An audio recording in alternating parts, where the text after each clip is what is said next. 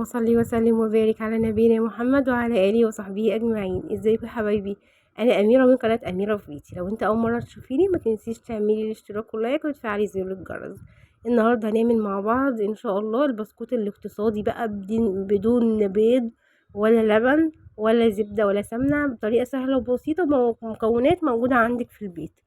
لزوم السقسقة البسكوت ده ما نقدرش نستغنى عنه كده الصبح مع كوباية شاي باللبن للأطفال يقعدوا ينقنقوا فيه. طريقة سهلة وبسيطة، نقول بسم الله ونصلي على الرسول ونبدأ الفيديو بتاعنا عليه أفضل الصلاة والسلام. أول حاجة هنبدأها إن احنا يبقى عندك كوباية انت هتعايري بيها كل حاجة هنستخدمها النهاردة، سواء السوائل أو الدقيق. أي كوباية عندك، سواء كوباية الشوب بتاعة المية أو العصير دي أو كوباية مج بالإيد.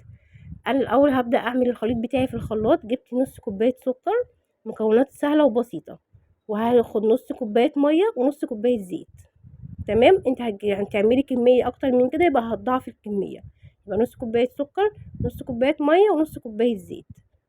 ولا هنحطي لا سمنة ولا زبدة، ويطلع معاكي بقى اللي هو بسكوت الشاي اللي بيبقى مقرمش ده. وهحط باكو فانيليا، يا اما لو عندك علبة فانيليا كده هتاخدي ربع معلقة كده صغيرة. خلاص، وهبدأ اضربهم في الخلاط، اخلطهم كده لغاية لما السكر يبوش معايا ويبقى كويس. انا ضربتهم في الخلاط ورجعنا تاني. هبدأ بقى اعمل المواد الجافة. الدقيق انا هستخدم النهاردة 3 كوبايات دقيق، بردك نفس الكوباية. انا قلت مش هنغير الكوباية خالص عشان تبقى المعايير بتاعتنا المقادير كويسة. اول حاجة واساسا ان احنا لازم ننخل الدقيق بتاعنا، هيديك نتيجة احسن، سواء معجنات او كيك او بسكوت بننخله بيدينا نتيجة كويسة في الاخر. الدقيق لما بتيجي تعايريه اديه كوبايه كده، احنا مش هنضغط عليها بالمعلقه ولا اي حاجه، احنا هنصب على طول كده بقى تاني كوبايه، كوبايه مليانه على اخرها. يبقى انا اخدت كام كوبايه دقيق؟ 3 كوبايات دقيق. زي ما قلت لك، عايز تعملي كميه اكتر من اللي انا عاملاها هتضاعفي المقادير كلها. على الثلاث مع كوبايات دقيق دول انا هنخلهم، وهبدا بقى اجهز بقيه المكونات الجافه بتاعتي. هنزل بمعلقه صغيره بيكنج باودر مليانه، معلقه بيكنج باودر صغيره مليانه ماشي. وهنزل برشه ملح، رشه ملح كده بسيطه خالص.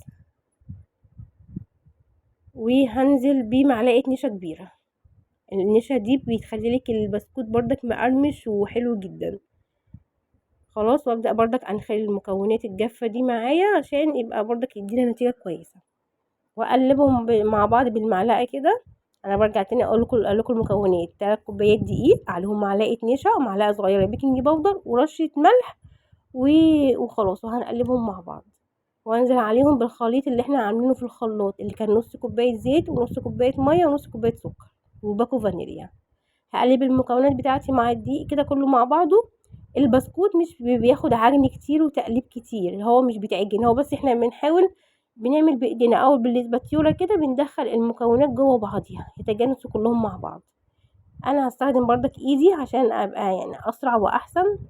بصوا، بدخل المكونات مع بعض كده عشان خاطر انا مش بعجن.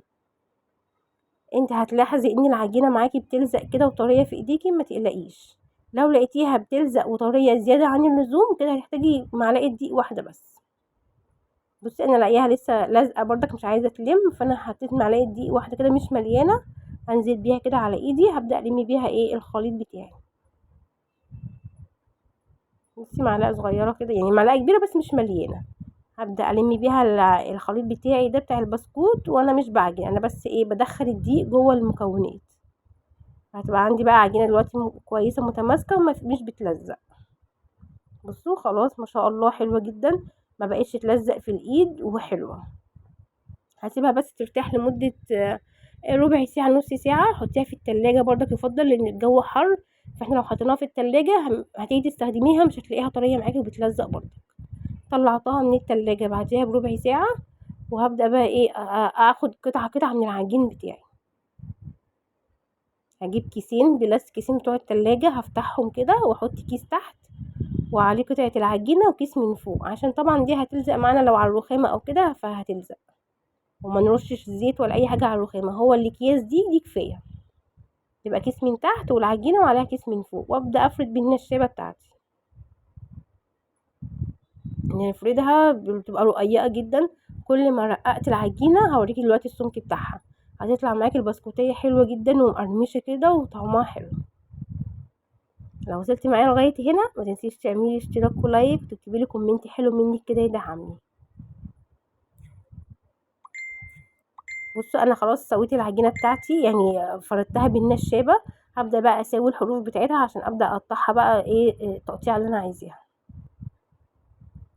العجين اللي انا بطلعه من الحروف دي طبعا مش بيترمي، انا برجع اكونه تاني كده قطعة عجينة وبفردها تاني بالنشابة. خلاص انا سويتها الحروف بتاعتها، هبدأ بقى ايه امسك الشوكة كده، انا بحاول اشكلها باي حاجة.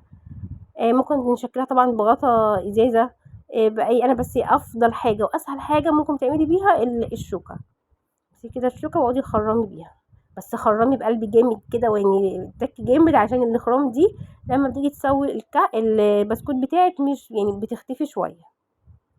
خلاص انا قطعتها كده مربعات كده مستطيلة، مش عارفة مربع مستطيل كده صوابع. بصي السمك بتاعها مش تخين ولا رفيع، او بصي يعني وسط حلو. وكل ما رفعتي كل ما هيديكي نتيجة احسن، تبقى البسكوتية مقرمشة معاكي كده. انا عايزه اقول لكم طبعا البسكوت ده احنا ما نقدرش نستغنى عنه. شوفوا باكل بسكوت بره بكام دلوقتي، يعني 3 جنيه مش ما فيهوش كام واحده على بعضيهم. جبت صينيه انا ولا دهنها زيت ولا اي حاجه، هو البسكوت بتاعي فيه زيت فمش هندهنها، هرصي فيها البسكوت بتاعي ومش هيفرش معاكي ولا اي حاجه، يعني رصيهم جنب بعض وما تقلقيش. هاجي تاني اعمل بردك شكل تاني هوريهولكم. بردك كيس البلاستيك من تحت وعليه قطعه العجينه، ومن فوق كيس بلاستيك، وابدا افرد بالنشابه. خلاص فردت. هبدا اعمل، بصوا انا جبت حاجه مدوره من عندي كده، ده كان يعني ايه الغطا بتاع غطا الحله من فوق، او كوبايه. اي حاجه عندك مدوره هتعملي بيها عشان تطلع البسكوت عندك مدوره كده زي اللي احنا بنجيبه بتاع اهلاوي. يعني احنا نغير من الشكل عشان اولادنا بقى يفتكروا ان هو بسكوت جاي من بره وهيحبوا ياكلوه. بصوا برضك سمكها رفيع مش تخين. زي ما قلت لك كل ما هترققي كل ما هيبقى معاكي البسكوتيه احلى. بصوا بعملها برضك بالشوكة كده، وهتبقى ايه مديكي شكل حلو برضك في النهاية، مش متعبة يعني التشكيلة دي مش متعبة. هجيب صينية برضك تانية وارص فيها ايه البسكوتية بتاعتي المدورة دي، وهنعمل بقى الكمية اللي عندنا كلها بنفس الطريقة، لغاية لما نخلص العجينة بتاعتنا. عايزة تشكليها بقى زي ما قلتلك بغطا ازازة، ممكن تشكليها مدورة كده بالكوباية، بالبوز بتاع الكوباية، حاجة عندك زي ما انا جايباها كده يكون ليها حرف حامي يقطع على طول معاكي العجينة. صوابع زي ما انا كنت عاملاها في الاول. ايا كان شكليها هيطلع معاكي البسكوتيه برضك حلوه ومديه شكل. وده طبعا لزوم السقسقه، يعني الولاد قاعدين في الاجازه الصبح عايزين يفطروا شاي باللبن معاها بسكوتيه. بيبي صغير عندك اديله بسكوتيه في ايديها ياكلها، واقتصادي وموفر جدا. خلاص خلصنا بقى الكميه بتاعتنا ما شاء الله. هنبدأ بقى ندخله الفرن. هنشغل من تحت الأول على درجة حرارة 180 أو درجة حرارة وسط لو فرن بوتاجاز عادي، وهنسيبها لمدة ربع ساعة. هنشم الريحة هتلاقيه بقى من تحت بدأ ياخد اللون الذهبي الحلو. اطفي من تحت وشغلي الشواية على الواطي خالص، على الهادي، هيطلع معاكي محمص ومقرمش وحلو جدا. بصوا مقرمش بتكسريها كده بايدك بتلاقيها فيها مقرمشة كده حلوة. بصوا مخرم برضك مدي الشكل بتاع بره بتاع اللي هو لوكس واهلاوي. وهنغمسه بقى في الشاي، نسقسق بيه بقى في الشاي، شاي بلبن، وهيبقى حلو جدا معانا ونفطر بيه الصبح ولولادنا. يا رب الفيديو يكون عجبكم. ما تنسوش لو انت اول مره تشوفيني تعملي اشتراك ولايك وتفعلي زر الجرس. السلام عليكم ورحمه الله.